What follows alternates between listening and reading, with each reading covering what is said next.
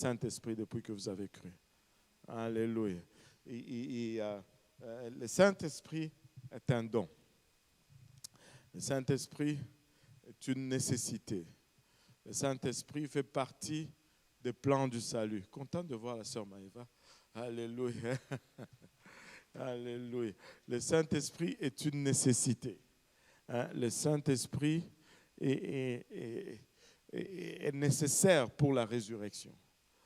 Et si je n'ai pas le Saint-Esprit, je ne vais pas ressusciter au son de la trompette. C'est la puissance de la résurrection, le Saint-Esprit. Donc, ce n'est pas pour rien que nous insistons sur le Saint-Esprit. C'est parce que ça fait partie du salut. Est-ce que quelqu'un peut me rappeler l'évangile? Pierre leur dit. Quand les gens étaient touchés dans leur cœur, ils ont demandé, « Homme, frère, que ferons-nous » Et il a répondu, « Ah oui, allez-y, avec un peu d'assurance là. Vous n'êtes pas sûr de votre réponse ou quoi? Hein? Allez.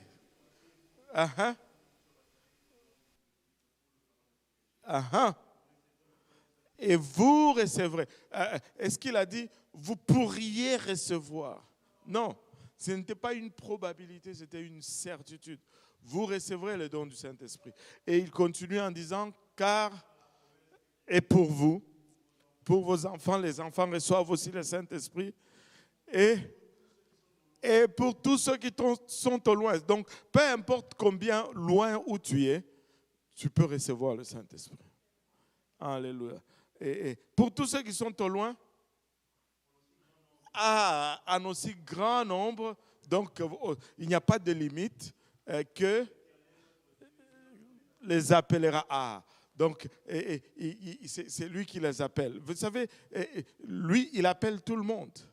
Tu sais, quelqu'un me disait une fois, mais moi, je n'ai pas entendu l'appel du Seigneur. Je lui ai dit, tu vas l'entendre aujourd'hui. Allons lire Jean, chapitre 7. Je ne sais pas, je suis chargé aujourd'hui. Je suis un peu agressif, mais je détruis des comptoirs toute la journée. Alors, il y a un peu cette agressivité en moi.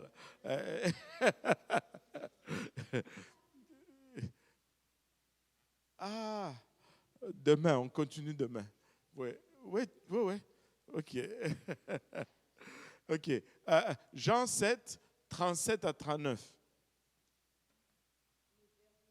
Un peu plus. Est-ce que c'est allumé même? Non, allume en haut là, en haut. Ouais, voilà. Le dernier jour, le grand jour de la fête. Le grand jour de la fête. Jésus, se tenant debout, s'écria. Il s'écria. Il a crié pour que tout le monde l'entende. Hein?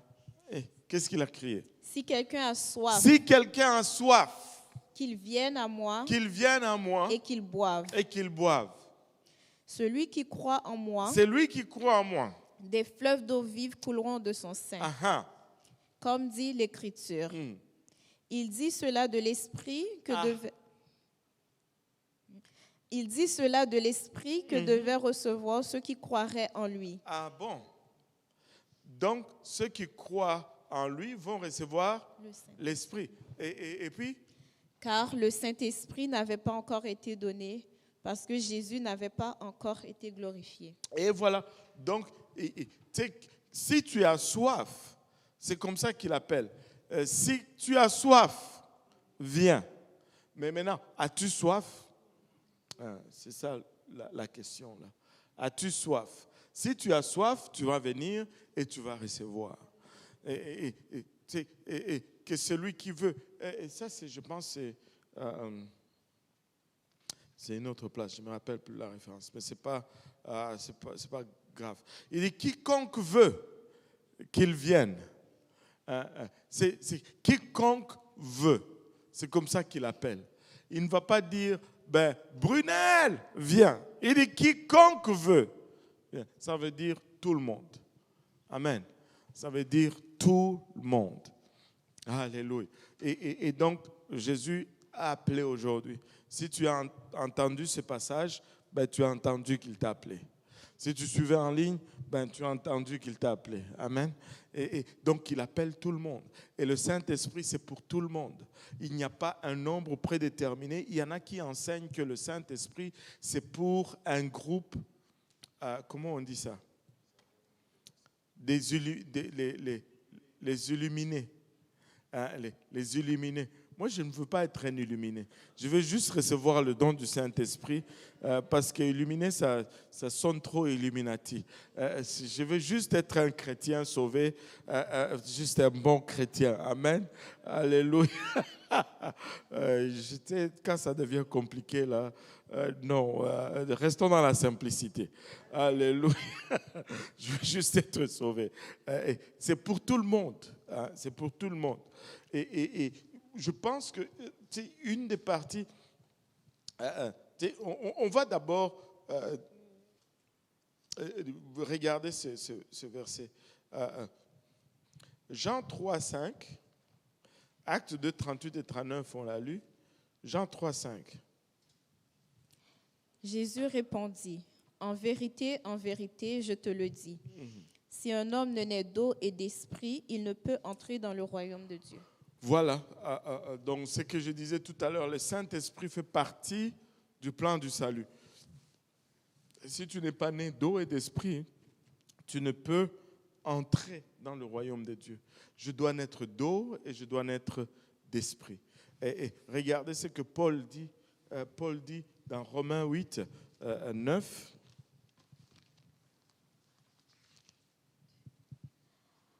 Pour vous, vous ne vivez pas selon la chair, mais selon l'esprit, si du moins l'esprit de Dieu habite en vous. Si quelqu'un n'a pas l'esprit de Christ, il ne lui appartient pas. Et ce passage m'a ouvert les yeux encore une fois sur l'unicité de Dieu. Jésus et Dieu, c'est la même chose. Regardez ce qu'il dit. Relis-le encore. Verset 9. Pour vous, vous ne vivez pas selon la chair, mais selon l'esprit, si du moins l'esprit de Dieu habite en vous. L'esprit de Dieu habite en vous. Si quelqu'un n'a pas l'esprit de Christ, il ne lui appartient pas. Si quelqu'un n'a pas l'esprit de Christ, il ne lui appartient pas. Donc Paul utilise l'esprit de Dieu et l'esprit de Christ dans le même verset, sans différence. L'esprit de Dieu, c'est l'esprit de Christ, parce que Jésus, c'est Dieu. C'est simple là. Et les gens vont dire, ah non, il a dit le Père, et puis non, pour lui, il ne se pose même pas cette question. Parce que pour les apôtres, ces gens, pour eux, là, c'était évident. Il n'y avait pas de distinction entre eux. Pour eux, Jésus, c'était Dieu. Et c'est pourquoi ils pouvaient parler de l'un comme de l'autre sans problème. Mais nous, on commence à en faire un problème par la suite. Et très, très puissant, très puissant. Maintenant, regardez le verset 11. Et si l'esprit de... on peut... regarde, verset 10, on va 10 et 11. 10 et 11. Et si Christ est en vous, le corps, il est vrai, est mort à cause du péché, mais l'esprit est vie à cause de la justice. Et si l'esprit de celui qui a ressuscité Jésus d'entre les morts habite en vous, celui qui a ressuscité Christ d'entre les morts rendra aussi la vie à vos corps mortels par son esprit qui habite en vous. Et voilà. Donc, c'est pourquoi j'ai dit, tu as besoin d'avoir le Saint-Esprit parce que si tu ne l'as pas, il ne peut pas te ressusciter en ce jour-là, à cause du verset 11. Il faut que l'Esprit habite en moi parce que sinon, il ne pourra pas me ressusciter en ce jour-là. Je dois recevoir le Saint-Esprit. Je veux le Saint-Esprit. Ce n'est pas un mauvais médicament, le Saint-Esprit. Est-ce qu'il y en a qui connaissent la quinine ici? Voilà. Est-ce qu'il y en a qui connaissent la quinine liquide? C'est comme la quinine, mais c'est liquide. Tu sais, déjà la quinine, là, c'est amer. Mais ça passe parce que c'est en comprimé. Tu le mets là et puis tu avales tout de suite. Mais la quinine liquide, tu bois ça, là, ta journée est gâtée. Tout ce que tu manges, goutte. Mais on avait un oncle. Aïe, aïe, aïe. Il y a de ces oncles-là.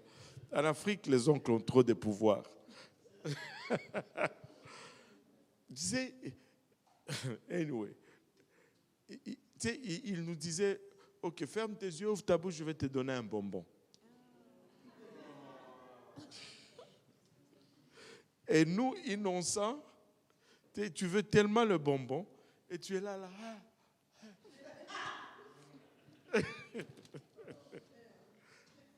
Et il prend, ça venait avec l'histoire là pour mesurer. Tu vois là, les trucs là, tu presses et puis ça aspire le truc pour faire les gouttes, les comptes-gouttes là. Tu sais, il prend ça et puis il te le met sur le bout de la langue là. Ah là là là, tu es fâché, mais tu peux rien faire. Même si il est grand, tu ne peux pas le taper, même si tu pouvais le taper. Tu auras des problèmes, donc tu es complètement impuissant. Anyway. Mais ça, c'est quand on est malade qu'on le prend? Oui, mais lui, même il te met une goutte, ça ne change rien pour lui. Et il se moque de toi. Seigneur Jésus, aide-nous. Aide-nous. Si l'Esprit de Christ est en moi, c'est là que je veux ressusciter. Si l'Esprit, c'est par le Saint-Esprit que Dieu nous ramène à la vie. Amen. Si l'Esprit de celui qui a ressuscité Jésus d'entre les morts habite en vous, c'est lui qui a ressuscité Christ d'entre les morts, rendra aussi la vie à vos corps mortels par son Esprit qui habite en vous. Alléluia. Le Saint-Esprit, c'est bon. Le Saint-Esprit, ce n'est pas la quinine liquide. Le Saint-Esprit, ce n'est pas un mauvais médicament. Amen. Tu dois désirer le Saint-Esprit. Tu dois vouloir le Saint-Esprit. Amen. Et quand tu le veux, il te le donne. Maintenant, c'est pour tout le monde, le Saint-Esprit. Et maintenant, il y a une page ici qui nous donne à qui a les passages bibliques où différentes personnes ont reçu le Saint-Esprit. Les Juifs, les Samaritains, les païens. Vous savez que c'est grâce au Saint-Esprit que nous, les païens, nous avons été acceptés dans l'Église. N'eût été du Saint-Esprit, les Juifs allaient toujours dire non, non, non. Eux, ce sont les païens. Ils ne peuvent pas devenir chrétiens, en fait. Et on va revenir à cela tout à l'heure. Mais regardons un peu Paul. Je pense que c'est la partie la plus claire qu'on doit recevoir le Saint-Esprit. C'est Acte 19, quand Paul rencontre les disciples de Jean-Baptiste. Acte 19. Pendant qu'Apollos était à Corinthe, Paul, après avoir parcouru les autres provinces de l'Asie, arriva à Éphèse. Et ayant rencontré quelques disciples, il leur dit, « Avez-vous reçu le Saint-Esprit quand vous avez cru ?» Ils lui répondirent, « Nous n'avons pas même entendu dire qu'il y ait un Saint-Esprit. » Fais une pause là. Tu sais, ça ne fait pas très longtemps, peut-être un peu longtemps, mais pas beaucoup, que j'ai remarqué cette distinction ici. Et tu sais, il ne dit pas qu'il a rencontré des croyants. Il ne dit pas qu'il a rencontré des jeunes dans le Seigneur. Il a utilisé le mot disciples, disciples, c'est-à-dire des gens aguerris dans la parole de Dieu, des gens qui ont déjà une discipline chrétienne, des gens qui sont matures dans leur marche avec le Seigneur. Donc, cette affaire-là, des gens qui servaient le Seigneur depuis longtemps, mais qui n'avaient pas toute la vérité, n'avait pas commencé aujourd'hui. Ça n'avait pas commencé aujourd'hui. Ces gens-là n'étaient pas des nouveaux-nés. Ce n'étaient pas des bébés chrétiens. C'était des disciples, c'est-à-dire des gens matures dans le Seigneur. Tu vois? C'était des gens matures dans le Seigneur. Oui.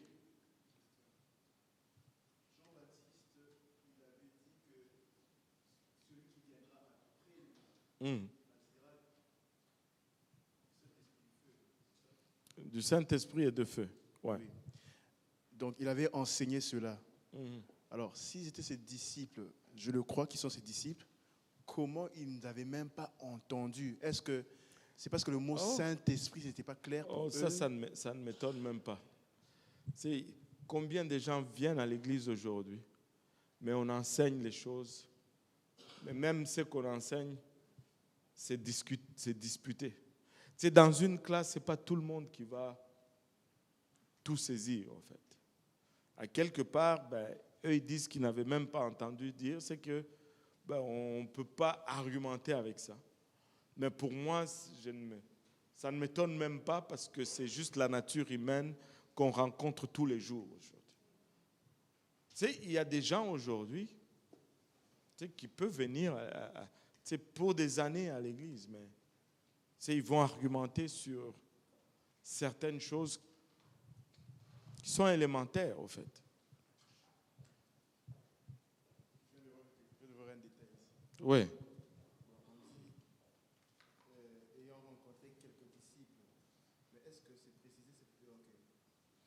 Non, c'était parce qu'ils ont été baptisés par Jean.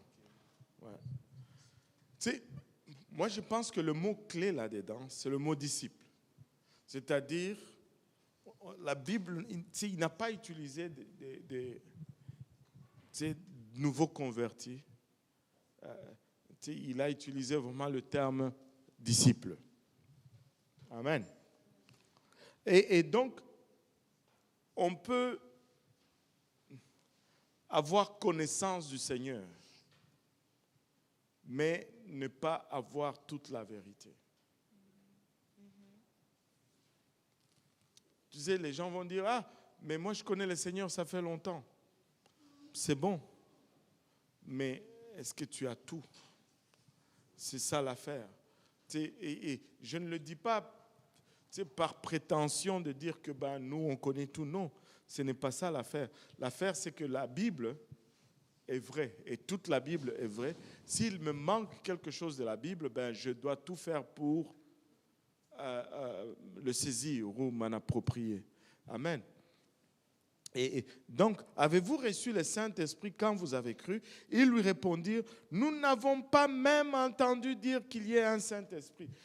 On ne sait même pas, c'est quoi cette affaire? Est-ce que ça existe? C'est quoi? Et ça explique même pourquoi, en fait, la plupart des gens n'ont pas le Saint-Esprit, parce que ce n'est même pas enseigné en certains milieux, soi-disant chrétiens. On ne t'enseigne même pas cela. Et quand tu soulèves le point, on dit, oh non, écoute, c'est correct.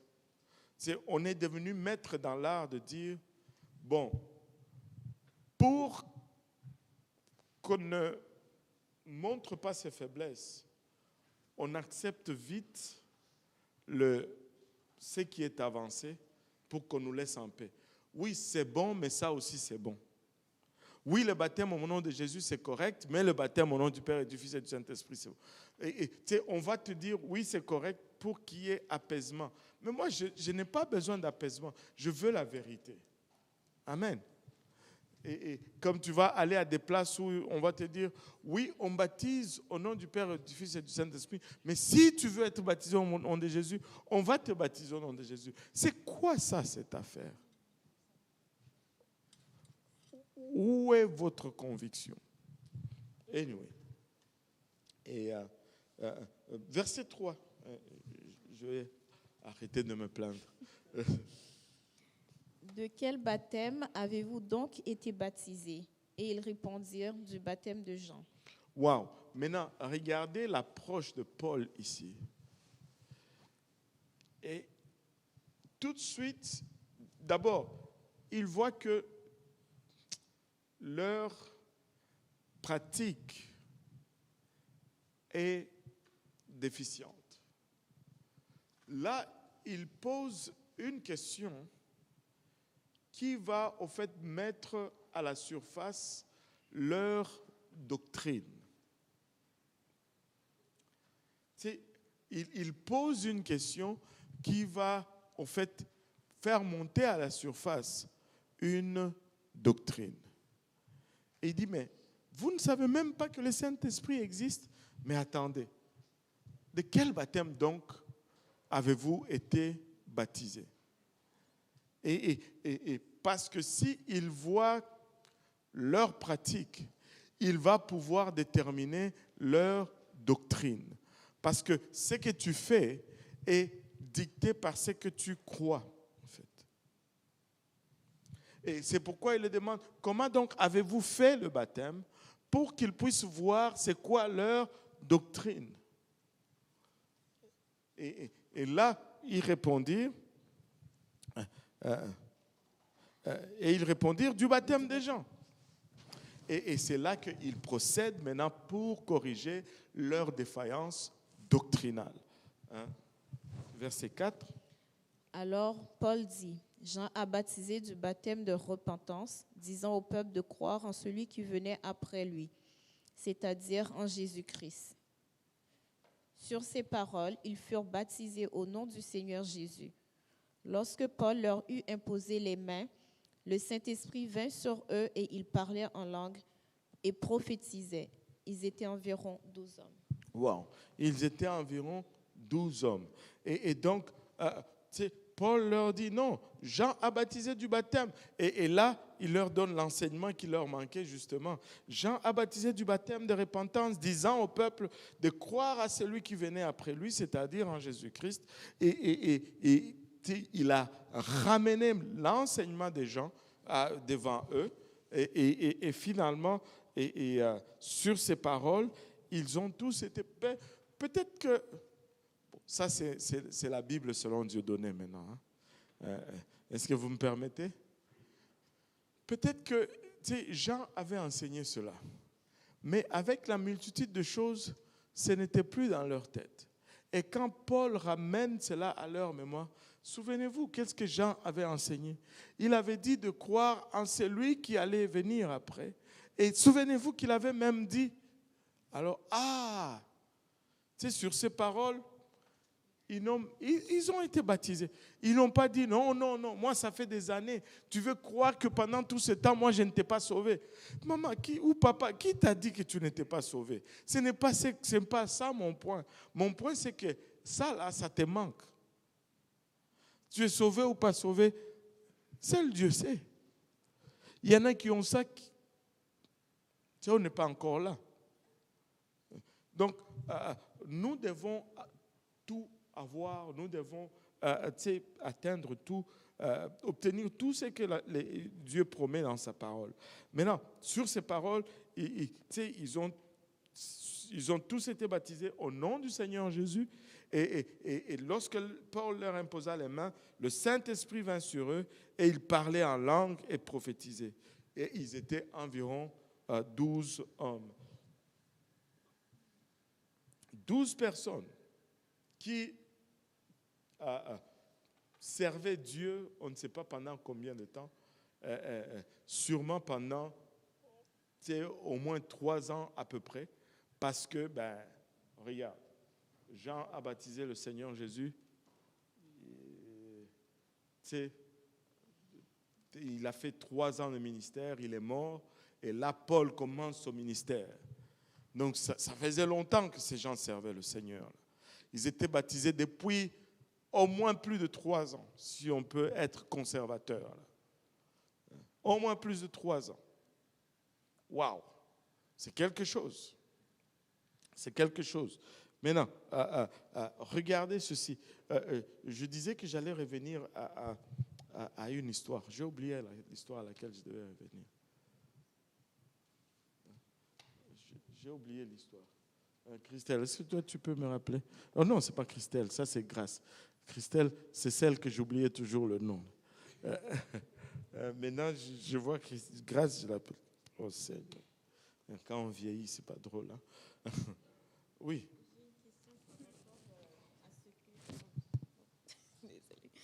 Oui, par rapport à ce que Paul a dit à ses disciples que dès quel baptême ils ont été baptisés, ils ont dit du baptême de Jean. Et il a dit, comment est-ce que c'est possible que vous n'avez jamais entendu parler du Saint-Esprit.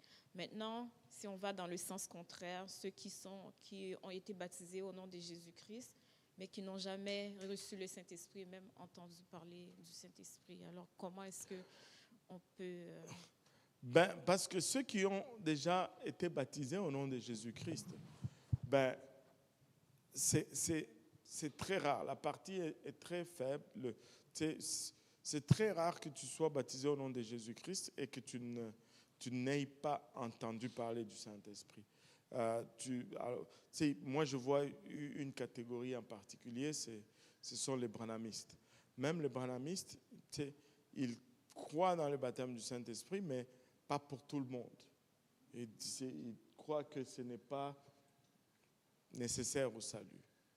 Tu vois. Et maintenant, si quelqu'un n'est pas baptisé, est baptisé au nom de Jésus et n'a pas reçu le Saint-Esprit, il y a Acte 8, les Samaritains, et chez qui Philippe est allé. Ils ont reçu le baptême d'eau, ils étaient baptisés au nom de Jésus, mais le Saint-Esprit n'était pas tombé sur eux. Il a fait venir Pierre et Jean, et quand ils sont venus, ils ont prié pour eux, et ils ont reçu le Saint-Esprit. Et donc, tous les cas sont dans la Bible. Il y en a ceux qui étaient baptisés au nom du Saint-Esprit, au nom du Père et du Fils et du Saint-Esprit, qui n'avaient pas reçu le Saint-Esprit. Il y en a qui étaient baptisés au nom de Jésus, qui n'avaient pas reçu le Saint-Esprit. Il y en a qui n'étaient pas encore baptisés au nom de Jésus, mais qui avaient déjà reçu le Saint-Esprit. Tous les cas sont dans la Bible. Tous les cas sont dans la Bible. Et c'est ça. Oui, une question? Oui. Non, c'est bon. Allô? Oui. Ouais. Je me demandais si, par exemple, quelqu'un qui est baptisé au nom de Jésus, puis il ne parle pas langue, est-ce qu'on pourrait dire qu'il a reçu le Saint-Esprit ou non? C'était ça, je pense que j'allais aller là par la suite. Et c'est quoi l'évidence, ou c'est quoi l'évidence que quelqu'un a reçu le Saint-Esprit? Ça, c'est vraiment et je pense que c'est ça que je voulais parler la fois dernière. Je pense que j'avais commencé à parler d'un ami baptiste et tout ça. Et puis je me disais, bon, si je rentre là-dedans, ça va être une autre demi-heure avant qu'on sorte de là. Et voilà, c'est quoi l'évidence? Comment est-ce qu'on sait que quelqu'un a reçu le Saint-Esprit? OK? On va y aller encore une fois avec les Écritures. Premièrement, on va regarder d'abord les Samaritains. Amen. Actes chapitre 8.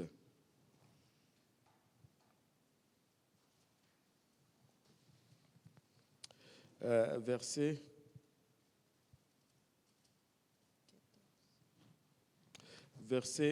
On peut le lire à partir du verset 9. Ça fait beaucoup, mais... Il y avait auparavant dans la ville un homme nommé Simon, qui se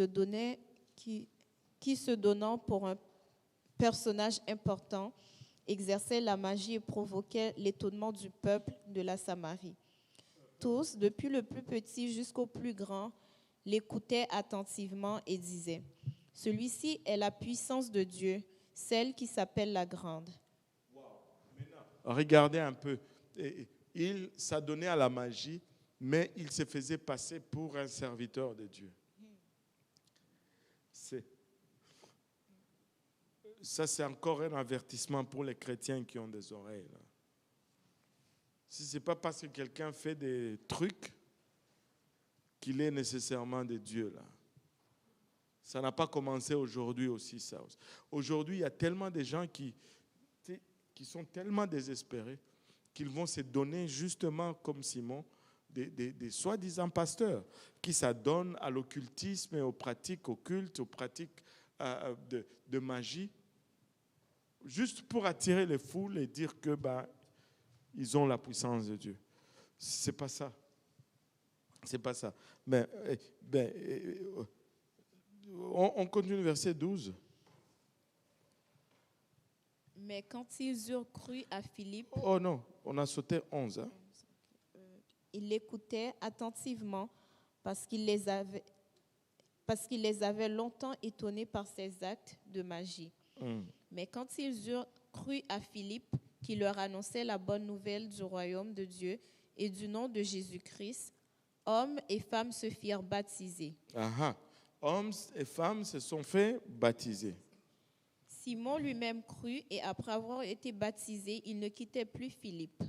Et il voyait avec étonnement les miracles et les grands prodiges qui s'opéraient. Les apôtres qui étaient à Jérusalem, ayant appris que la Samarie avait reçu la parole de Dieu, y envoyèrent Pierre et Jean. Ceux-ci, arrivés chez les Samaritains, prièrent pour eux afin qu'ils reçussent le Saint-Esprit, car ils n'étaient encore descendus sur aucun d'eux. Ils avaient seulement été baptisés au nom du Seigneur Jésus. Jésus-Christ. Voilà.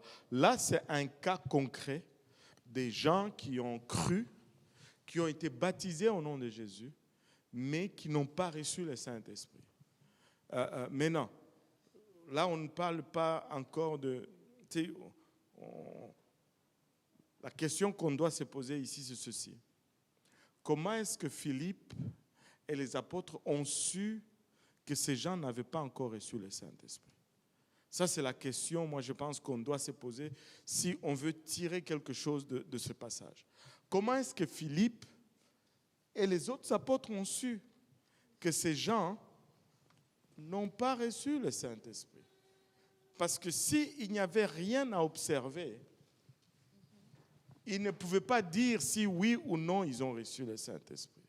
Donc, il y avait quelque chose d'observable qui devait être observé pour qu'on puisse dire que ces gens ont reçu le Saint-Esprit. Et comme cette chose n'était pas encore observée, Philippe et les autres apôtres pouvaient dire avec assurance que ces gens n'ont pas reçu le Saint-Esprit.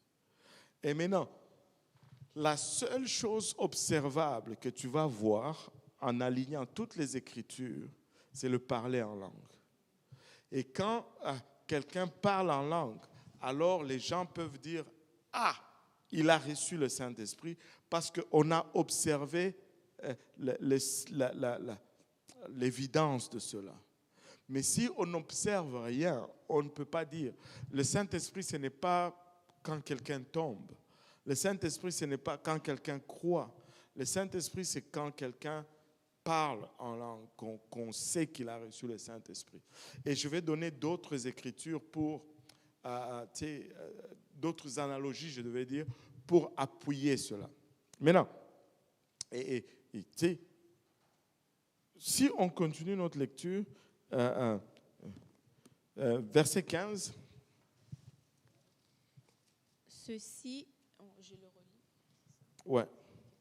Ceux-ci, arrivés chez les Samaritains, prièrent pour eux afin qu'ils reçussent le Saint-Esprit, car ils n'étaient encore descendus sur aucun d'eux. Ils avaient seulement été baptisés au nom du Seigneur Jésus. Alors Pierre et Jean leur imposèrent les mains et ils reçurent le Saint-Esprit. Bon, là maintenant, regardez. Pierre et Jean imposent les mains et là, ils remarquent quelque chose.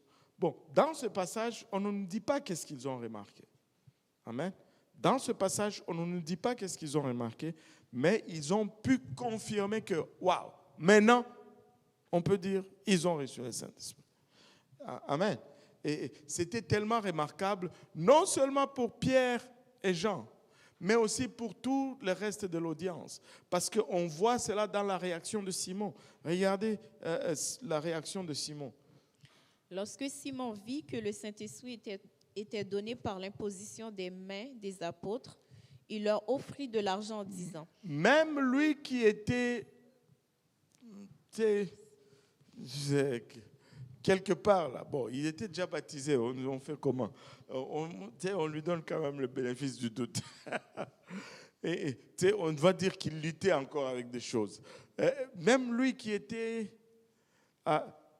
il a remarqué cette affaire. Il dit, oh, mince, ils ont reçu le Saint-Esprit. Maintenant, c'est quoi cette évidence? Moi, je pense que ça, c'est le meilleur chapitre. Pour moi, c'est le chapitre au complet qui détaille le salut. C'est Actes chapitre 10. Actes chapitre 10, là, si quelqu'un argumente sur le salut, lisez Actes chapitre 10. On voit comment les païens rentrent dans l'église de A à Z. Toutes les étapes sont là et il n'y a pas d'argument. Si quelqu'un argumente après cela, là, tu ne peux rien faire pour lui. Tu ne peux rien faire. Regardons Actes chapitre 10, on va lire, on va sauter quelques passages, mais on va le lire. Il y avait à Césarée un homme nommé Corneille, centenier dans la cohorte dite italienne.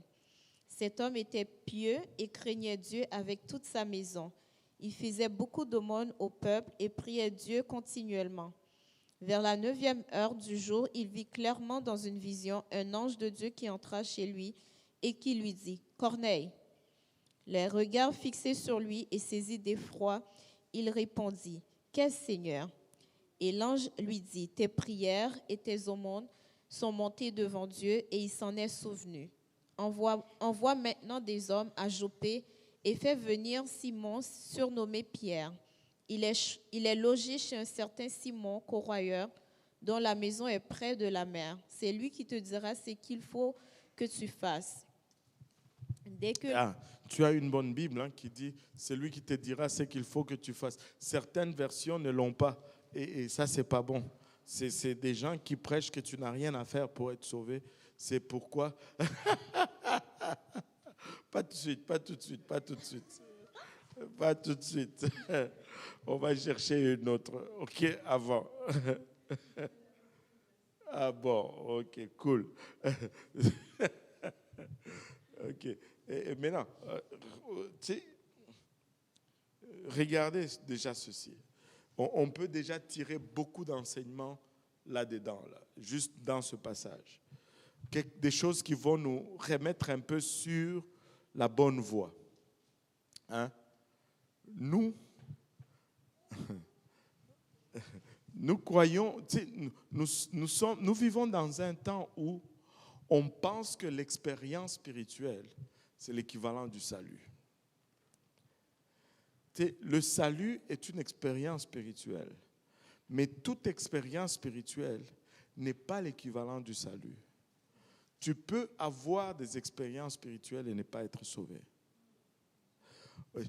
Moi, je peux vous dire, mon père, lui, il dit que c'était Jésus, et moi, je crois qu'il a vu le Seigneur Jésus.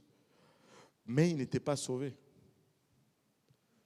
C'était à la fin de sa vie qu'il a été sauvé. C'est une expérience spirituelle, ce n'est pas nécessairement le salut.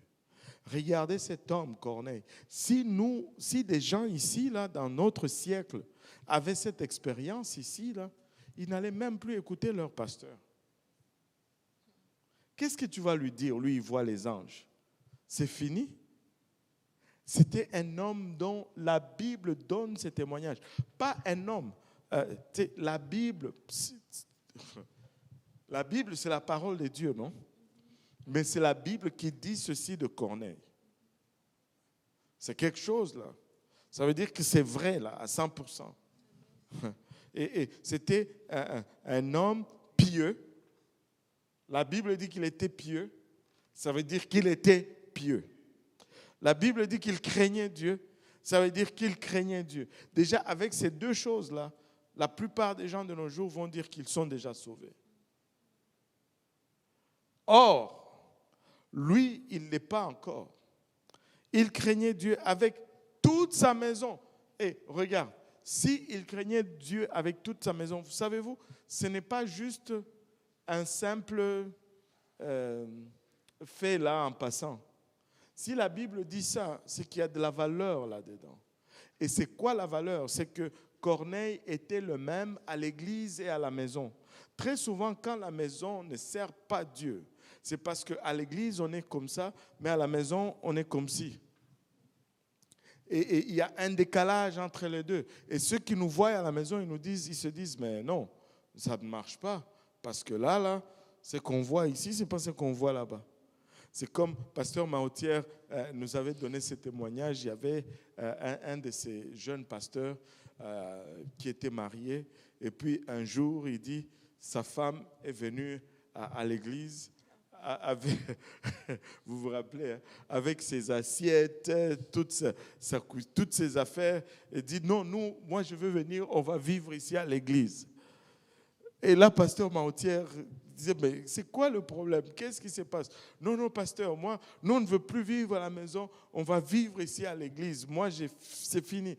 Moi et mes enfants et tout, on va vivre ici à l'église. Avec mon mari, on va rester ici à l'église.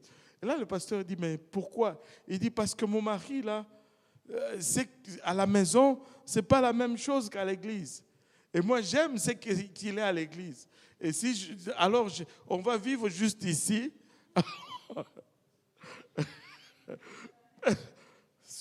C'est pas bon, ça. Allô? C'est pas bon. Donc, c'est pour que toi et ta maison, vous servez l'Éternel. C'est qu'à quelque part, il y a une sincérité. Donc, à la maison, c'est la même chose qu'à l'église. Et la plupart du temps, je ne dis pas tout, parce que chez nous, il y a un proverbe qui dit, je vais le dire en lingala, parce que quand tu le dis dans la langue, ça a son poids. Là, ça dit, Mama abotaka mwana, kasi abotaka motema ya mwana te. Traduction. Pesa mbongo. Mbongo eza te.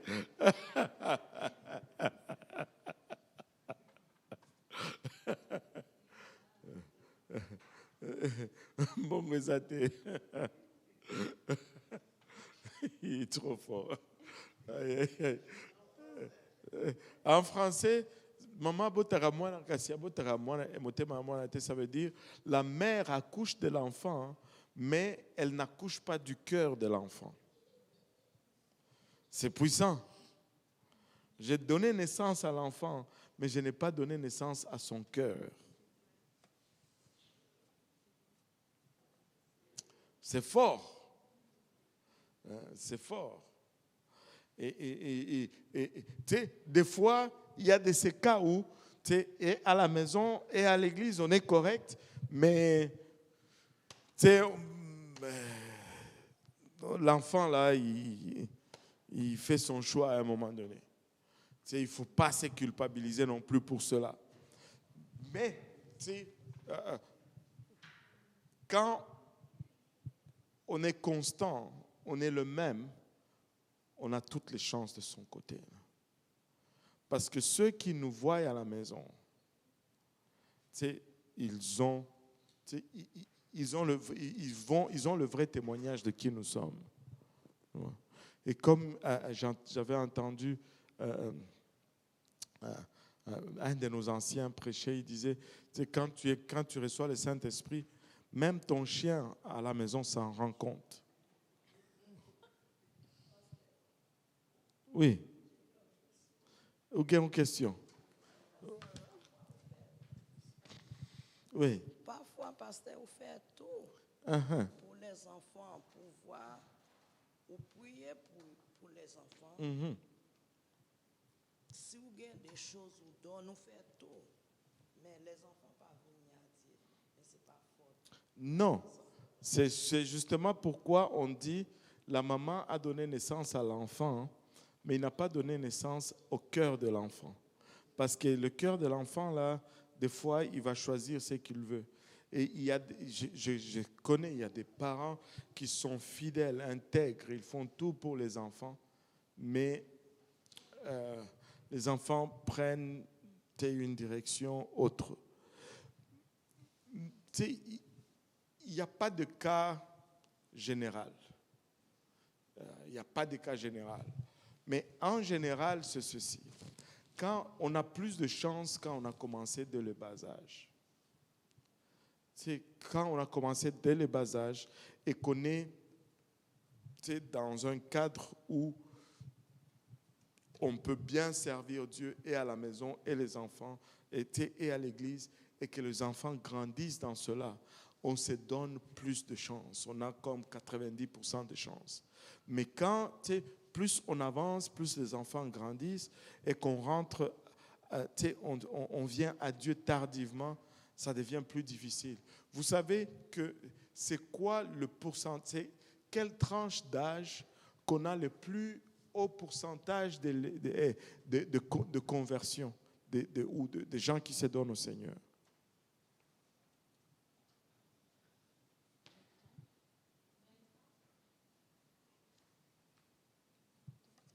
Huit ans, entre 5 et 12 ans.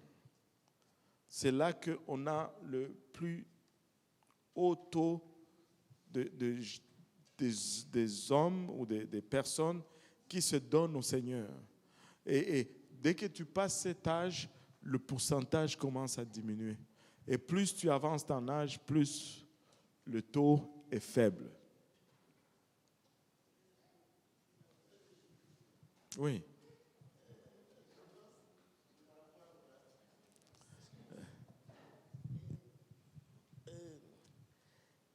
Parce que ça, là, j'aimerais plus clair dedans. Parce que moi, je connais des femmes. Moi, je n'étais pas chrétienne, j'étais catholique.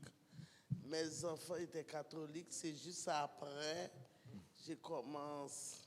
Mm-hmm. Mais avant, j'ai dit, c'est parce que j'étais 600 balles là. Mais il y a des personnes, je connais, ils naissent dedans, ces enfants naissent dedans, il me dit.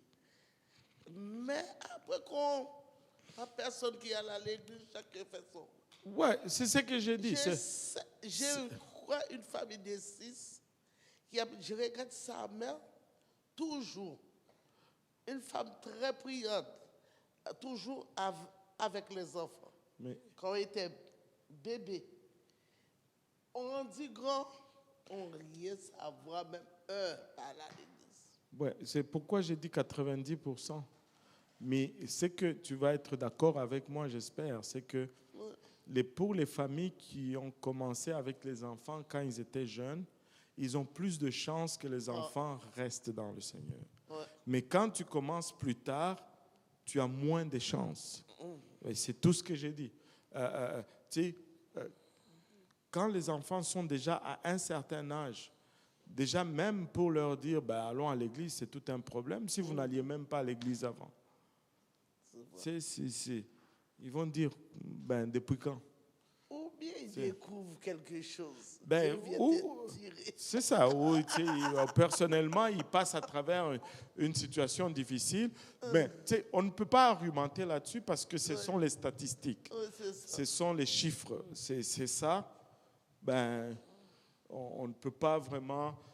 Tu vas avoir malheureusement. Tu vois des gens qui servent Dieu depuis leur enfance, mais malheureusement, à un moment donné, les enfants, ils font la tangente. Ils vont dans le monde. Mais il y a très peu, on va se le dire. Mais pour ceux qui viennent tard à l'église, il y a plus de chances. Et c'est entre 5 ans et 12 ans que les enfants viennent, qu'on a le plus haut taux d'abandon de sa vie au Seigneur. Les gens vont dire, c'est trop jeune, est-ce qu'ils comprennent même ce qu'ils savent, qu'ils font? S'ils ne comprennent pas ce qu'ils savent, pourquoi on les envoie à l'école? S'ils ne comprenaient pas ce qu'ils font, pourquoi est-ce qu'on les envoie à l'école? Ils ne vont rien comprendre, gardons-les à la maison. On les envoie à l'école à 6 ans parce que c'est l'âge de la compréhension. C'est 4 ans. Mais ça, c'est parce que même 0 ans, parce qu'ils envoient à la garderie 0 ans. C'est comme, maintenant c'est une autre chose. C'est le gouvernement qui veut contrôler vos enfants. Moi, en tout cas, je ne suis pas pour ce système-là. De 0 à 6 ans, les enfants doivent rester avec leurs parents. C'est là qu'ils apprennent comment vivre dans la société. C'est là qu'il interagit. Le milieu familial, c'est la meilleure place où faire ses erreurs et apprendre. Mais quand on te sort de ces milieux, ce n'est plus la même chose, là. Ce n'est plus la même chose. C'est pourquoi le taux de délinquance est toujours élevé quand on n'a pas passé ce temps en famille. Anyway, c'est un autre débat. C'est beau. Moi, pour toutes les mamans qui sont ici, je peux dire, continue à prier, lâche pas. C'est tout. Ouais. Ayakobasa kalalasio kolololosio. Alalasio kobasa kalalasio. Olololosio kobasa. Alléluia, Jésus. On va. Il faut juste continuer de prier. Parce que si mon père a reçu le Saint-Esprit à 81 ans, là, il y a toujours de l'espoir. Il y a toujours de l'espoir. Il ne faut pas lâcher. Il y a toujours de l'espoir. On veut encourager aussi ceux qui ils ont les enfants à bas âge. Moi, j'aime quand la sœur Georgette amène ses enfants. Elle va les amener à l'église, à l'étude biblique. C'est comme ça. Parce que, en tout cas, je voulais sortir de là, mais je vais rester un peu, juste un petit peu. C'est quand mes enfants étaient petits, à la maison, c'était clair. L'église, c'est plus important que tout. Si on avait des conférences, on venait à l'église mercredi, jeudi, vendredi, samedi, dimanche. Et lundi, s'ils étaient fatigués pour aller à l'école, mais ils restaient dormir à la maison, moi j'écrivais que mes enfants arrivent en retard, je justifie l'absence. Parce que je voulais inculquer en eux que c'est plus important Dieu que les études. Et tu sais, quand il y avait des conférences aux États-Unis, on prenait des congés. J'écrivais, mes enfants vont être absents jeudi, vendredi, parce qu'on va être aux États-Unis pour une conférence. Tu sais, et des fois, les gens sont choqués. Tu sais, j'ai vu des parents prendre leurs enfants une semaine de congé pour aller en Floride, en vacances. Et ça, c'est correct. Mais moi, non, mais attends.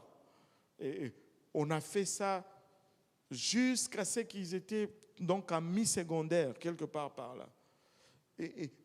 Cette base doit être là. L'école, c'est bon, mais ce n'est pas mieux que Dieu. Point final. Vous pouvez dire ce que vous voulez.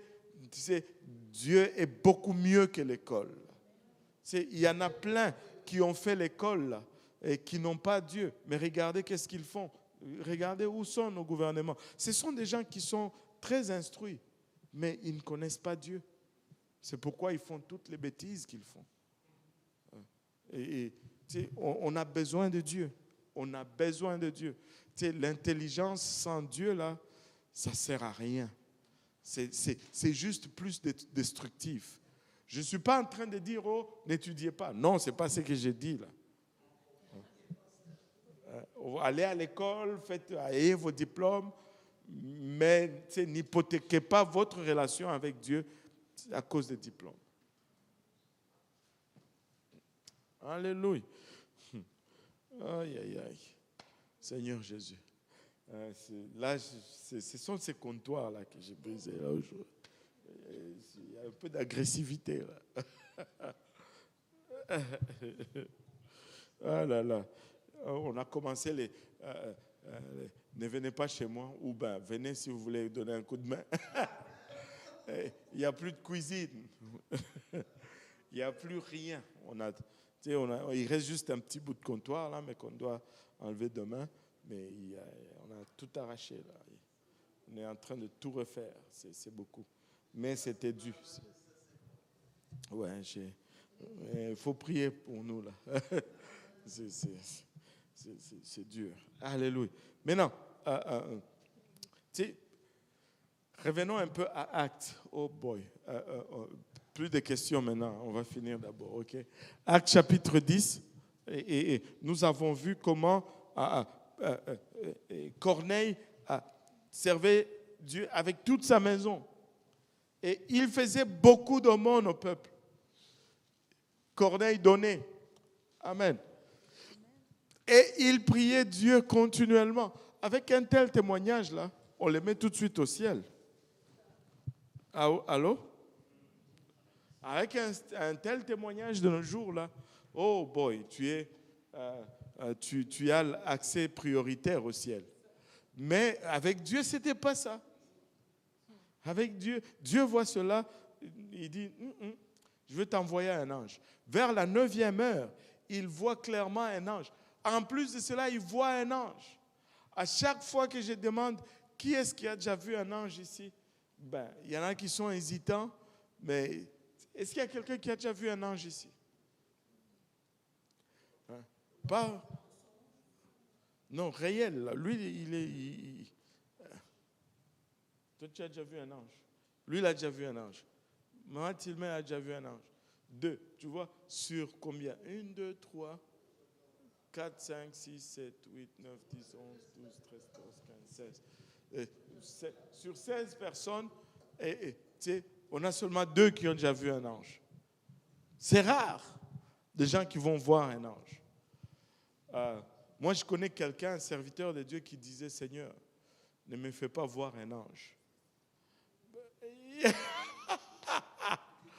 Parce qu'il dit qu'à chaque fois que partout où j'ai lu, souvent les anges apparaissent lorsque tu es tout seul. Et puis, ils apparaissent toujours avec des apparences bizarres. Non, j'ai peur que mon cœur lâche, Seigneur. S'il te plaît, ne me montre pas un ange.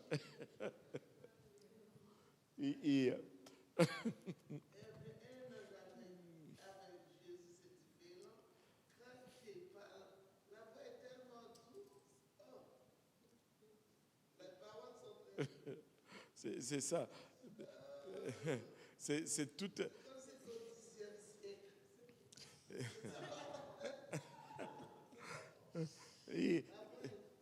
C'est ça. Donc, les anges ne te font pas peur. Oh, ok. Non, quand ils parlent, ça c'est autre chose. Moi, je parle des anges. Quand un ange apparaît, là, ils ont toujours des apparences particulières. Là. Tu sais, ils n'apparaissent pas juste normal. Là. C'est des fois, il y a des gens qui ont vu des anges, mais ils ne savent même pas que c'était des anges. Parce qu'ils ont pensé que c'était juste un homme, tu vois. Mais il y a d'autres, tu sais, quand un ange apparaît, là, tu te dis, oups-là, alléluia, amen, gloire à Dieu. Et tu sais, même Corneille, tu sais, regardez le verset 4, le regard fixé sur lui est saisi d'effroi. Tu sais, ça ne dit même pas saisi de peur, saisi l'effroi. C'est encore un peu, pour moi, je ne suis pas vraiment quelqu'un de grammaire. Là. C'est une coche au-dessus de la peur simple. Là. C'est pas juste la peur normale. C'est pas que j'ai vu un chien et puis j'ai eu peur. Tu sais, quand tu vois un chien, tu n'es pas saisi d'effroi. Là. Tu as peur. Tu sais, mais saisi d'effroi, c'est puissant. C'est autre chose. Donc, il a vu un ange et tout ça, mais Dieu lui dit quand même, hey, j'ai entendu tes prières, et tes aumônes sont montées, tu sais, je vois tout ce que Dieu approuve tout, c'est-à-dire tout ce qu'il faisait, il faisait de bon cœur et c'est même arrivé devant le trône de Dieu. Hey, il est déjà au ciel quand même. Mais non. Il n'était même pas baptisé au nom de Jésus. En plus. Et là, le Seigneur lui envoie un ange. Et la raison pourquoi Dieu lui a envoyé un ange, c'est justement parce qu'il se dit, il est bon, mais il ne fait pas ce que moi je demande. Parce qu'il ne sait pas. Et s'il mourait comme ça, là, ce serait tout bad. Et là, il dit, envoie maintenant des hommes à Joppé et fais venir Simon, surnommé Pierre, et il te dira ce qu'il faut que tu fasses. Il te dira ce qu'il faut que tu fasses. Corneille, tu donnes le monde, mais il y a quelque chose que tu ne fais pas encore. Corneille, tu pries, mais il y a quelque chose que tu n'as pas encore fait. Corneille, alléluia, tu sers Dieu avec toute ta maison. Tu es pieux, mais il y a quelque chose qui te manque encore. Tu n'es pas encore selon le standard. Envoie, va chercher Pierre et il va te dire ce qu'il faut que tu fasses. Ça serait triste, Corneille, si tu mourais comme ça. Et là, il a envoyé Pierre. Vous savez, Pierre, de l'autre côté, pour revenir un peu à la raison pourquoi il était en train de prier, il était sur un toit, et là, Dieu lui fait voir une vision, un drap qui descend du ciel avec tous les animaux impurs. Dieu lui dit, égorge et mange. Il dit, mais non, moi je suis juif, je n'ai jamais mangé des choses impures. Je ne peux pas manger ça, Seigneur. Et le Seigneur lui dit, c'est que j'ai rendu pur, tu ne l'appelleras pas impur. Et c'est lui apparu encore. Et là, après, Dieu était en train de le préparer pour aller chez les païens. Parce que jusque-là, il n'y a pas un seul païen qui est sauvé. Jusque-là, les Juifs sont encore dans cette mentalité que les païens ne peuvent pas être sauvés. Mais Dieu lui dit, tu dois aller. Même si le jour de la Pentecôte, Pierre s'est levé et il a dit que la promesse est pour vous, pour vos enfants et pour tous ceux qui sont au loin. Il parlait selon le Saint-Esprit, mais il ne croyait pas vraiment ce qu'il disait. Et là, Dieu lui dit, il y a des gens qui frappent à la porte là, c'est moi qui les envoie. Va avec eux. Et là, évidemment, il descend. Toc, toc, toc, qui est à la porte? Des païens. On t'envoie chercher. Qui est-ce qui me cherche? C'est le général Corneille. Oh boy. Non seulement on te cherche par un païen, mais un soldat, un militaire. Tu sais, en tout cas, je ne sais pas d'où vous venez, mais chez nous au Congo, là, quand un militaire t'envoie chercher, ce n'est pas bon signe. Ce n'est pas bon signe. Et là, Pierre les suit, mais remarquez son scepticisme. Il était sceptique encore. Il n'est pas allé seul. Il a pris 6 personnes avec lui pour qu'il soit témoin de ce qui arrive, au cas où on l'accusait d'avoir violé quelconque loi. Et ils étaient avec moi. Demandez-les. Il arrive là-bas. Et quand il arrive, Corneille lui explique tout ce qui s'est passé. Et après que Pierre ait entendu ce qui s'était dit, et voici maintenant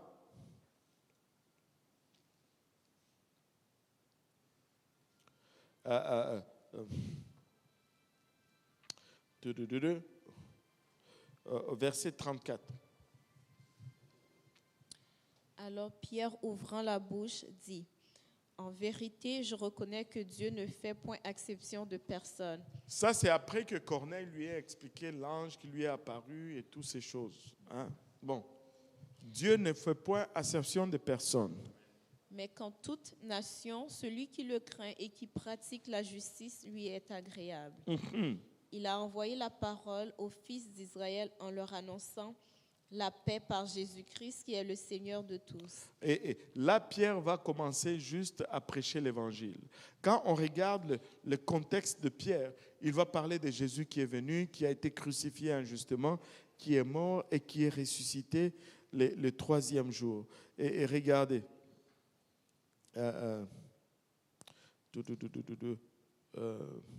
39, verset 39. Nous sommes témoins de tout ce qu'il a fait dans le pays des Juifs et à Jérusalem. Ils l'ont tué en le pendant au bois. Dieu l'a ressuscité le 3e jour et il a permis qu'il apparût, non à tout le peuple, mais aux témoins choisis d'avance par Dieu, à nous qui avons mangé et bu avec lui, après qu'il fut ressuscité des morts. Et Jésus nous a ordonné de prêcher au peuple et d'attester que c'est lui qui a été établi par Dieu, juge des vivants et des morts. Tous les prophètes rendent de lui le témoignage que quiconque croit en lui reçoit par son nom le pardon des péchés. Comme Pierre prononçait encore ces mots, le Saint-Esprit descendit sur tous ceux qui écoutaient la parole. Le Saint-Esprit descendit sur tous ceux qui écoutaient la parole. Et écoutez, s'ils ont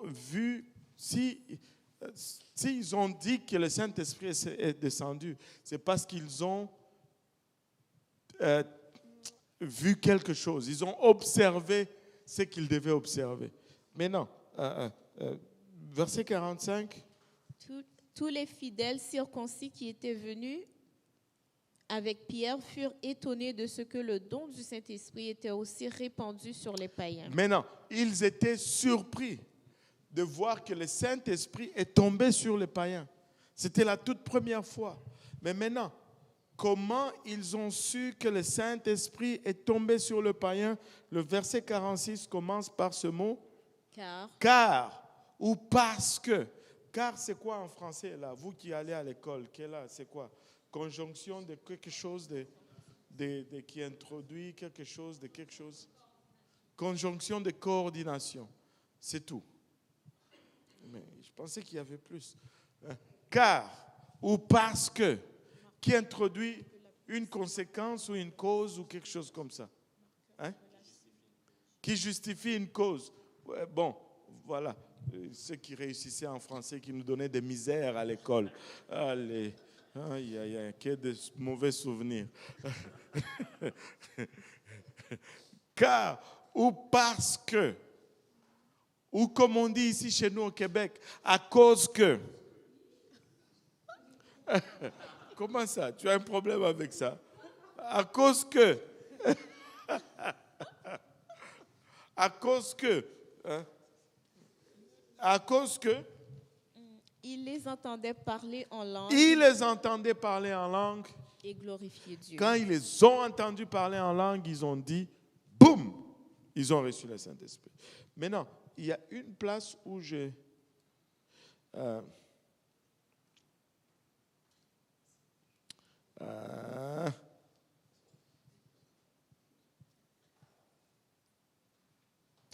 bon, c'est dans là-bas.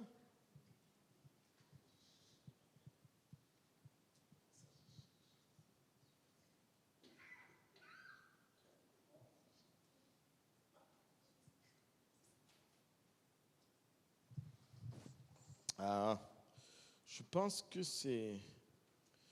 je doute entre le chapitre 11...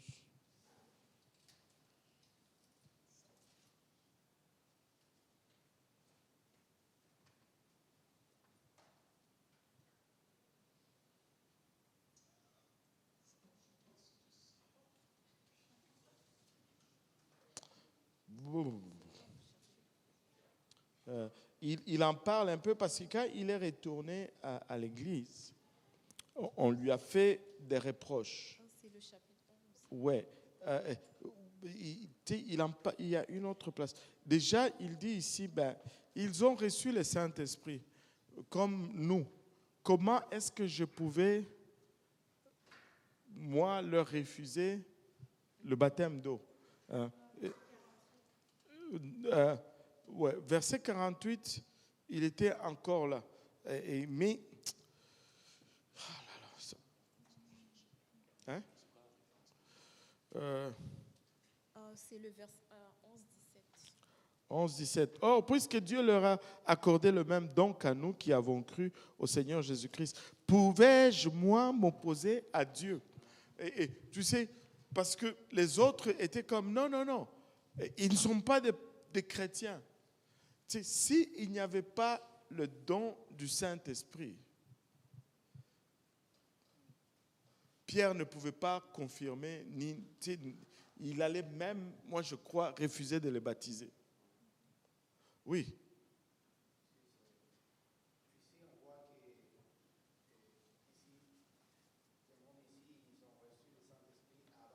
Avant d'être baptisé. Ouais. Et les gens reçoivent. Tu peux recevoir le Saint-Esprit avant d'être baptisé. Et c'est pourquoi j'avais dit tout à l'heure, je disais à la sœur Marie-Carmel, qu'il y a tous les cas, tu les retrouves dans la Bible. il y a des gens qui ont été baptisés. Vous vous rappelez, si il retourne la cassette, là, vous allez entendre. J'avais dit, il y a des gens qui ont été baptisés au nom du Père et du Fils et du Saint-Esprit, qui n'ont pas reçu le Saint-Esprit. Il y en a qui ont été baptisés au nom de Jésus, qui n'ont pas reçu le Saint-Esprit. Il y en a même qui ont été remplis du Saint-Esprit avant d'être baptisés au nom de Jésus. Maintenant, je vais expliquer. Il y a 3 choses dans le salut. La repentance, le baptême d'eau et le baptême du Saint-Esprit. Amen. Maintenant, la repentance, c'est ta responsabilité. C'est toi qui vas te repentir. Amen. C'est toi qui prends la décision et c'est toi qui fais la repentance. Le baptême d'eau, c'est la responsabilité de l'Église. C'est l'Église qui te baptise au nom de Jésus pour le pardon des péchés. C'est pourquoi Jésus a dit à Pierre que tout celui à qui vous allez retenir leurs péchés, ça leur sera retenu. Mais tout ce à qui vous allez relâcher, ça va être relâché. Ce n'est pas que individuellement j'ai le pouvoir. Non, c'est comme Église. C'est comme Église. Parce que des fois, tu vas aller à l'Église, mais tu vis encore dans le péché. L'Église va te dire, il faut que tu corriges cette situation parce qu'il n'y a pas de repentance. S'il y a la repentance, on va te baptiser. Mais s'il n'y a pas de repentance, on ne peut pas te baptiser. Et donc le baptême d'eau, c'est la responsabilité de l'Église. Mais le baptême du Saint-Esprit, c'est la responsabilité de Dieu. C'est Dieu qui donne le Saint-Esprit. Ce n'est pas un homme, ce n'est pas l'Église, ce n'est pas toi-même, c'est Dieu. Maintenant, comment ça marche? C'est que si la repentance va précéder toujours les deux. Quelqu'un va se repentir. Si ta repentance est sincère et profonde et que tu cherches le Saint-Esprit, Dieu qui voit ta repentance, il va te donner le Saint-Esprit, même si tu n'es pas encore baptisé au nom de Jésus. Et ce que ça nous place comme situation, moi je pense que c'est toujours les meilleures situations parce qu'il y a déjà l'approbation de Dieu. Et surtout pour ceux qui sont dans les âges de 5, 6 ans, 7 ans, quand c'est un enfant qui a déjà reçu le Saint-Esprit, tu ne te poses même plus de questions. Parce que si Dieu l'a approuvé, qui es-tu, toi, un homme, pour t'opposer à cela? Et c'est pourquoi quand quelqu'un reçoit le Saint-Esprit, Dieu l'a déjà approuvé. Si Dieu l'a déjà approuvé, tu n'as plus rien à dire. Tu n'as plus rien à dire. Et ça devient facile. Donc, le baptême du Saint-Esprit est un don. C'est pour tout le monde. Mais c'est Dieu qui le donne. Mais ça prend une repentance sincère et ça prend aussi le désir de le recevoir. Maintenant, tout le monde peut recevoir le baptême du Saint-Esprit. Je vais raconter une histoire qu'on m'a racontée dernièrement quand j'étais en Afrique du Sud. J'étais avec un de nos anciens qui est à Noyo et il s'appelle Bishop Stark. Il était tout content quand il est arrivé. Parce qu'il dit quand il était en route, quelqu'un l'a appelé de l'église. Il dit qu'il y avait quelqu'un qui est arrivé à l'église. Il avait des tatous, des piercings, vraiment. Et il était là dans le service pour la première fois. Et la parole a été prêchée. Quand la parole a été prêchée, on a fait l'appel à l'autel. Lui s'est levé. Il se tenait dans le fond de l'église, là. Juste dans au mur du fond, là. Il était là, les bras croisés, il regardait ceux qui étaient à l'autel. Puis un des frères l'a vu et est allé le voir. Il dit, est-ce que tu veux bien venir à l'autel avec moi? On va prier. Pourquoi tu ne viens pas? Il dit, ah non, oublie ça, c'est pas pour moi. Et Il dit, mais pourquoi? Il dit, si tu savais, c'est pas pour moi. Il dit, mais si tu te répands, Dieu te pardonne de tes péchés. Il faut juste te demander pardon. Il dit, tu n'as aucune idée d'où je viens. Tout ce que j'ai fait, il dit, oui, Dieu peut te pardonner comme ça. Il dit, c'est juste trop facile. C'est ce qu'il a dit. Il dit, it's too easy. Et là, le frère lui dit, ben, qu'est-ce que tu as à perdre si c'est trop facile? Il dit, ok, essayons. Ils sont allés à l'avant, ils ont prié, il s'est repenti. En peu de temps, tu voyais les larmes couler de ses yeux. Dieu l'a rempli du Saint-Esprit avec l'évidence de parler en langue. Et il a été baptisé ce même jour-là au nom de Jésus-Christ pour le pardon de ses péchés. Laissez-moi vous dire, quand la repentance est sincère et profonde, il n'y a plus de barrière. Dieu remplit du Saint-Esprit. Et des fois, nous sommes bloqués par notre propre mental. Moi, il y a beaucoup de... des fois, il y a certaines choses que nous allons traîner dans notre subconscience qui vont nous... je peux vous donner des cas de gens qui voulaient le Saint-Esprit, mais qui ne le recevaient pas. Mais je ne sais pas si j'entre là-dedans, mais c'est bon. Il faut revenir lundi prochain. J'ai d'autres histoires lundi prochain. Alléluia. Mais le Saint-Esprit, c'est pour tout le monde. C'est pour les criminels, c'est pour les pires des pécheurs, et c'est pour les cols bleus et les cols blancs des pécheurs. C'est pour les pécheurs bureaucrates, c'est pour les pécheurs, les criminels. C'est pour... J'ai déjà vu des gens qui ont commis un meurtre et le Seigneur les remplit du Saint-Esprit avec l'évidence de parler en langue. Il y a des histoires au Texas. Il y avait un de nos pasteurs qui allait baptiser dans une prison, une espèce de prison où il y avait des condamnés à mort. Il était là, malheureusement, les jours-là, il était là, il y avait un pasteur trinitaire. Lui, il a prêché toute la vérité, dure comme c'était, il a prêché. Et le pasteur trinitaire a donné aussi son sermon bonbon, comme ils le font d'habitude. Et quand ça venait le temps, lui, il baptisait au nom de Jésus, et le pasteur trinitaire, il baptisait au nom du Père et du Fils et du Saint-Esprit. Et tu pouvais voir que chez les pasteurs trinitaires, il y en avait toute une foule. Et lui, il avait juste un, les plus mauvais de la prison, là. Il avait les chaînes et aux mains et aux pieds. Et un seul. Et il dit qu'il déprimait quasiment parce que regardez l'autre comme il a fait. Et là, il est rentré dans l'eau avec ce condamné à mort. Et il a prié pour lui. Ils se sont repentis. Et les larmes coulaient. Et il a plongé dans l'eau, il a baptisé au nom de Jésus-Christ. Mais lorsqu'il a sorti de l'eau, les chaînes sont restées dans l'eau et les prisonniers avaient les deux mains en l'air en train de parler en langue et de glorifier Dieu. Il dit que lui pleurait, le prisonnier pleurait, mais quand il a ouvert les yeux, toute la file qui était de l'autre côté était maintenant de son côté parce que tout le monde voulait être baptisé. C'est réel ces choses, c'est authentique. Et Dieu fait ces choses. Mais c'est Dieu qui donne le Saint-Esprit. On doit juste le désirer. On doit le vouloir plus que tout. Tu sais, quand il y a des choses logiques. Nous avons beaucoup de logique dans nos têtes. Mais c'est illogique, le Saint-Esprit.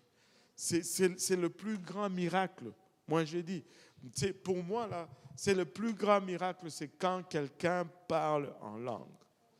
C'est le plus grand des miracles. C'est le plus grand des miracles. Amen. Tout le monde, les policiers, peuvent recevoir aussi le Saint-Esprit. Comment seulement 2 personnes disent Amen? Vous ne croyez pas que les policiers peuvent recevoir? Oh boy. Les policiers peuvent recevoir le Saint-Esprit. Les musulmans peuvent recevoir le Saint-Esprit. Les gens éduqués peuvent recevoir le Saint-Esprit. Les blancs, les noirs, les jaunes, les rouges, les verts, s'il y en a, ils peuvent recevoir le Saint-Esprit. Tout le monde peut recevoir le Saint-Esprit.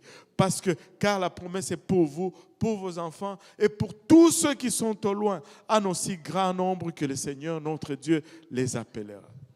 Alléluia. Si je vous racontais l'histoire de ma famille, mon père vient d'une famille traditionnelle, royale de chez nous, impliquée dans des choses sombres. Et ça nous a suivis pendant longtemps. Mais Dieu a tout nettoyé. Dieu a tout nettoyé. Mon père, il était tourmenté. Il était tourmenté. Quand il dormait la nuit, il y avait des animaux qui venaient dans son rêve se battre avec lui. Il dit que c'était comme des porcs, c'était comme un mélange de porcs et de rats. Qu'il l'attaquait et il allait se réveiller le matin, il était griffé complètement sur son corps. Et il se battait toujours avec ces choses la nuit. Et un jour, on l'a muté dans une ville qui était à 600 km de chez nous. Là, il était là avec juste mon grand frère, mon frère aîné. Et parce que mon frère aîné allait à l'école là-bas. Mais après, c'était pendant les vacances, mon frère devait revenir à nous rejoindre dans la ville où nous étions, à Lubumbashi. Et après, on allait aller tous ensemble là-bas pour rejoindre papa à Kamina. Mon père nous raconte ceci. Il m'a raconté ça en 2011. Il dit qu'il a amené mon frère à la gare. Mon frère a pris le train et il se disait maintenant, man, quand je rentre à la maison, je dors, je serai tout seul. Parce que quand il se débattait comme ça, souvent, mon frère allait et puis le réveiller. Et il dit, pour lui, c'est ça qui le sauvait, au fait, qui l'épargnait. Mais il dit, maintenant, il n'y a personne pour me réveiller. Comment je vais faire pour m'en sortir? Tu sais, il est arrivé à la maison, il était comme genre 16h, 17h. Il dit, bon, il va faire son foufou et puis manger. Il allume le brasero, là, le charbon, et il met l'eau pour chauffer. Et il dit qu'un sommeil lourd est tombé sur lui. Et il savait que ce n'était pas un sommeil normal. Il dit, pour moi, c'est fini. Je suis fini là. Je ne sais pas comment je vais m'en sortir. Tu sais, il a pris l'eau qu'il devait faire le foufou. Il a éteint le feu avec tellement qu'il n'en pouvait plus. Et il est allé dormir. Il dit, pour moi, c'est fini. Il est allé dormir et dès qu'il est parti, ces animaux sont venus encore. Et il dit, il a commencé à se battre. Il dit, il n'en pouvait plus. Il était tellement épuisé lorsqu'il a vu une lumière qui descendait du ciel. Et quand cette lumière est venue à toucher le montant du lit au pied, ça a fait un grand bang. Et tous ces animaux ont pris fuite. Et là, le long de ce faisceau de lumière, il a dit, il a vu quelqu'un descendre doucement comme ça. Et ses pieds effleuraient le montant du pied du lit. Là. Et la personne le regardait, il dit, il y avait comme une douceur. Et pour lui, c'était le Seigneur Jésus qu'il a vu. Et moi, je crois qu'il a vu le Seigneur Jésus. Et c'était comme une douceur qui émanait de cette personne. Il dit, il a contemplé pendant un moment. Et puis, c'est comme si le temps s'était arrêté. Et puis, la vision a disparu. Et depuis ces jours-là, il n'a plus jamais eu à confronter ces animaux. Depuis ce jour-là, c'était fini. Mais il ne pouvait pas, c'est une expérience spirituelle, mais il n'était pas encore sauvé. Mon père, c'était quelqu'un à qui Dieu parlait beaucoup par les rêves. Il était dans la polygamie. Et ce n'est pas bon la polygamie. Et là, il dit, il était dans un rêve. Dernière histoire, hein, j'ai fini. Il était dans un rêve et il allait vers une colline. Et puis on lui dit, tu vois, en haut de la colline, là, il y a une lumière. C'est là le ciel et c'est là où tu dois aller. il était content et il se met en route. La route était comme des sillons autour de la colline. Il dit, il tournait. Quand il tourne, il avance, il voit la maison est derrière. Il change de direction. Il sillonne encore la colline, il voit la maison est de l'autre côté. Il dit, mais pourquoi est-ce que je n'arrive pas? Et là, il entend une voiture, il fait pip, pip. Il dit, il voit quelqu'un, un de ses cousins qui est mort, ça fait longtemps. Il dit, oh, tu veux aller là-bas? Moi aussi, je suis en train d'aller là-bas. Embarque dans la voiture. Il embarque dans la voiture. Il dit, ils ont tourné en rond jusqu'à tantôt. Cette maison lumineuse était de l'autre côté. Tantôt, elle était là. Tantôt, elle était là. Mais il n'arrivait jamais. Et là, il s'est réveillé dans le sommeil. Il a dit, mais pourquoi est-ce que je ne suis pas arrivé là? Il était intrigué. Il se demandait, mais pourquoi est-ce que je n'arrive pas là? Et puis, il entend comme une voix qui pose une question dans sa tête. Il dit, mais qu'est-ce que tu as en commun avec ce cousin-là? Il a tout regardé, il dit, il est mort. Moi, je suis encore vivant. Je n'ai pas ça en commun avec lui. Et il dit, il regarde tout. Il dit, la seule chose que j'avais en commun avec lui, c'est qu'il était polygame. Il dit, cette affaire-là, je dois sortir de là. Et il est allé voir la dame, il lui a dit, écoute, là où nous allons, c'est plus proche. De là où nous venons, c'est devenu trop loin. Et il faut qu'on arrange nos vies. Et il lui a donné un montant en compensation. Il dit, moi, je veux être en ordre avec le Seigneur. Et c'est comme ça qu'il est sorti de cette affaire-là. Et tu sais, Dieu est bon. Dieu est bon. Dieu est bon. Et c'était tout un chemin. Mais il a reçu le Saint-Esprit 3 jours avant sa mort. 3 jours avant sa mort, il a parlé en langue. Est-ce que c'était 3 jours? Il a reçu jeudi, il est décédé samedi, la nuit de samedi à dimanche. 2 jours avant sa mort, Dieu l'a rempli du Saint-Esprit avec l'évidence de parler en langue. Les vieux de 81 ans, ils parlaient en langue, ils tremblaient, ils transpiraient. Et c'est Dieu qui donne le Saint-Esprit. Et on a besoin du Saint-Esprit. Amen. Alléluia. Des questions, il y a eu beaucoup de questions, mais bon, oh boy. Oui, tu as un micro là, non? Si je comprends bien, par votre explication, il y a une différence entre l'adultère et la polygamie? Quand un polygame, il vit dans l'adultère. Parce qu'il a une autre femme qui n'est pas sa femme. Tu peux être adultère sans être polygame, mais un polygame, c'est quelqu'un qui a vraiment 2 femmes officielles. Donc, il est marié à 2 femmes officiellement. Ou plus. C'est ça. Mais ce n'est pas parce que tu dis que tu t'es marié officiellement que ce n'est pas un adultère. C'est de l'adultère quand même. Ça veut dire qu'ils sont passés par le prêtre et tout ça? Pas par le prêtre. En général, l'Église catholique même l'Église catholique, il ne va pas te faire de mariage. Mais il y a la loi. Certains pays, dans leur code pénal, la polygamie est reconnue. Tu peux avoir un mariage juridique, légal, polygame. Tu sais, tous les pays musulmans, ils ont ça. Et même chez les imams, tu peux te marier religieusement avec 2, 3, jusqu'à 4 femmes. Du temps que tu promets de les aimer également. Moi je te dis seulement ce qu'il dit.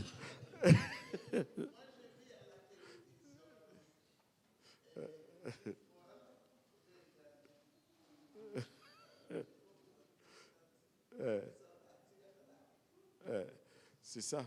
Bon. C'est ça qui est ça. Bon, on va prier. Alléluia. Doyen.